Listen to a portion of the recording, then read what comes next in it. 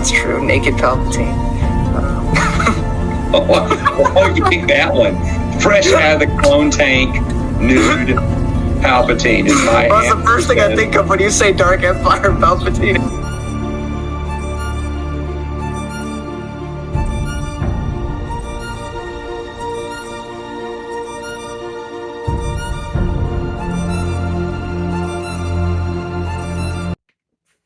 Hello everybody, and welcome back to Star Wars Expanded Universe, now redubbed by Disney, or Lucasfilm, whichever way you slice it, Legends. And today, I have for you two things, short story and a novel. The short story is called A Fair Trade by Paul S. Kemp, and it gives us a little backstory onto two characters we're going to meet in the novel we're talking about today, Mar and Kedrin. Mar being a Syrian, if you don't know what a Syrian is, Kiadamundi, his race, and a human, Kedrin, and their adventures together, which we need more of. However, is it important to the novel at all? No. Will it be referenced in the novel? No. Do you need this to enjoy the novel? No. Is it going to add something significant to your life? Not really, but it's a fun little story.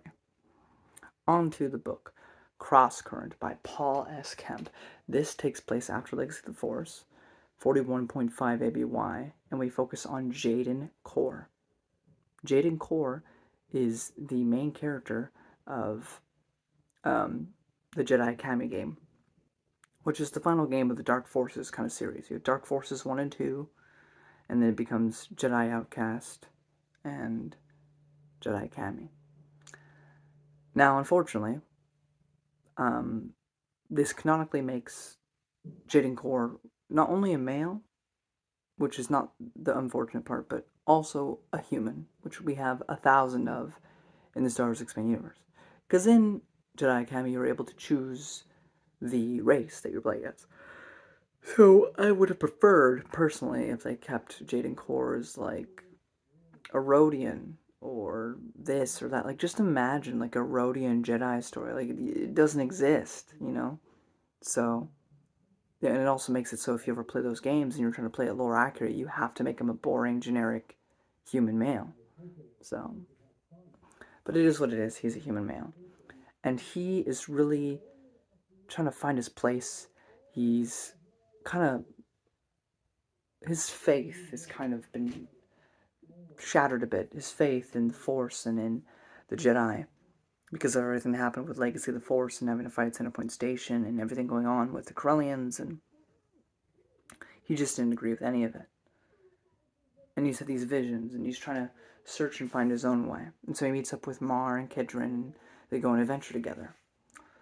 The other half of the story takes place during the Golden Age of the Sith, because Jedi are fighting Sith with their Masasi servants, and it's one that we know about, the Omen, which stuff goes down in the past, and the Omen gets sent down to Kesh, which of course deals with the lost tribe of the Sith, which I reviewed a long time ago now, and their descendants will show up in Fate of the Jedi.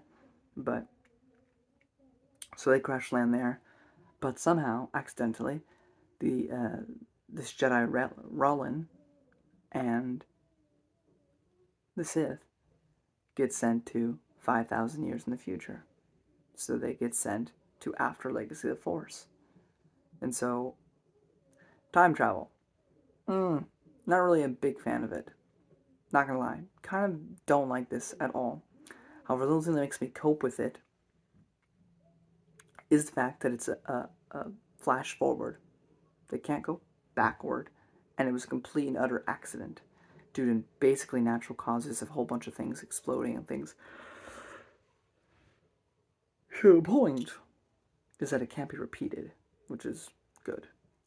But that being said, once you get past that, it's a really fun story We also deal with things with a cloning lab that's from the Thrawn era and what's up with that. We also have tie-ins now to the Legacy comics specifically because we have the one Sith. In fact, we even have Darth Wirelock show up, of course, the second in command Darth Krayt. So, overall, kind of an out there and weird read, but a really, really fun one. And I do highly recommend it. I'm gonna get into spoilers now. You don't want that. Get out of here. So, what do we got? Rellin and Seiss, who's the Sith, have a really interesting dynamic. Seiss, or however the fudge you pronounce his name, is a Kalish. He's like General Grievous, but without all the armor. So that was really cool. I think it's really funny that the one Sith call the rule of two a mistake. What do you think? I want to know your thoughts in the comments below. Another important character that I didn't mention on spoilers is a one Sith member that's an Nzati. And you all know, if you've been watching my videos for a long time, how much I hate the Nzati. He wants Jaden Korr's soup. Anyway, I really enjoyed him as an antagonist. He was a lot of fun. Now, there's this one weird part. We learn that Mar is Force sensitive. And Jaden says, "You're too old to be a Jedi." What? Streen exists. I mean, he might be dead by now. But Streen exists. He existed. What are you talking about? So that was really weird. And then the cloning, which we find this Thrawn era cloning facility. Now, we have Cam Solusar, who didn't become a Jedi until after Thrawn, but he was running around, so it's possible that they gathered that somehow, but I don't know, that seems kind of flimsy to me. But the more interesting thing is that there's all these clones, and some of them escape, and that's going to be a whole thing for the next book. But it also has Jaden Korr stuff in there. So how did that happen? There's a lot of interesting things there. But it leads me to another thing. Darth Krayt's doing a lot of things. His followers doing a lot of things in this time. How does no one know about it until the Legacy comics? I have a theory. If the U ever gets continued, I think this cloning lab is being used by the one Sith, or will be used by the one Sith if it hasn't already been.